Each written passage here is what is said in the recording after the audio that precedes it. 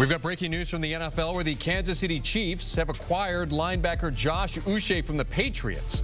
That's the latest from our lead NFL insider, Jonathan Jones. In return, New England receives a 6th-round pick in 2026. Uche has spent the first 5 years of his career with the Patriots, putting up a career-high 11.5 sacks in 2022. Through 7 games this season, he recorded 2 sacks and 2 tackles for loss. He'll join a Chiefs defense that's allowing the 5th fewest yards and points per game in the NFL so far this season. All right, let's bring in NFL analyst Pete Prisco here for more on this. Pete, your reaction to this: 2 weeks, 2 trades for the Kansas City Chiefs. Can he play tackle?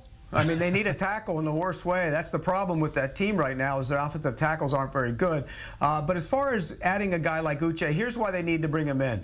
You know, for all the gaudy numbers at the top in terms of yards, and you mentioned him 5th in the league, they're pretty good on defense. But what they don't do well enough is rush the passer, and that's with Chris Jones in the lineup.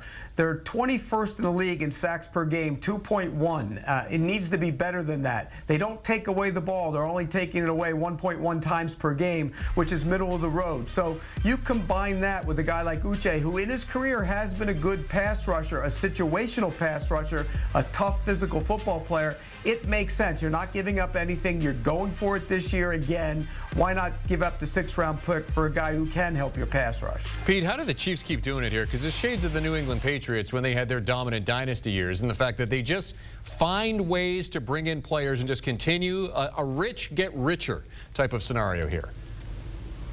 Well, they realize they have a problem, and when you have a problem like that, you know, they can go out and address it, and you give up, you know, those draft picks. When you give up a 6th-round pick for a guy who might be able to get a sack, fumble late in the playoffs, it makes a lot of sense for a team like the Chiefs. It might not work for a team who's not trending in the right direction. So I get it. But again, I go back to their tackle position. If they don't address their tackle position in the coming weeks before the trade deadline, I think they have a major problem. And that's why I've thrown out Cam Robinson in Jacksonville. I think there's an opportunity for them to go get a veteran player who might come in and step in and be their left tackle for their playoff run. He's not great, but he's certainly better than what they have over there in Wanya Morris, who we saw on Sunday had a rough go of it in his game against the Raiders. For the Patriots, I mean, you get a 6th-round pick in 2026. I mean, what does this tell you about that situation in terms of the return here? Because this is a guy who, Pete, as we mentioned, I mean, he had 11.5 sacks 2 years ago, and now he's being dealt for a 6th-round pick in 2026. What does that tell you about the situation in New England and kind of how they're moving things forward?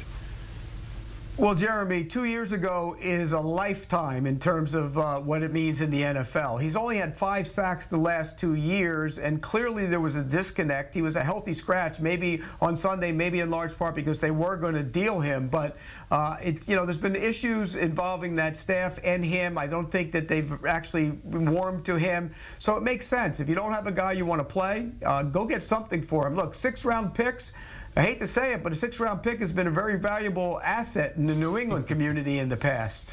Very good point. Very good point. Our NFL analyst Pete Prisco joining us to discuss the Kansas City Chiefs trading for linebacker Josh Uche from the New England Patriots, giving up a 6th-round pick in 2026. As we mentioned, the rich just seem to get richer. It's 2 weeks, 2 trades for the Chiefs, addressing areas of need on both sides of the football.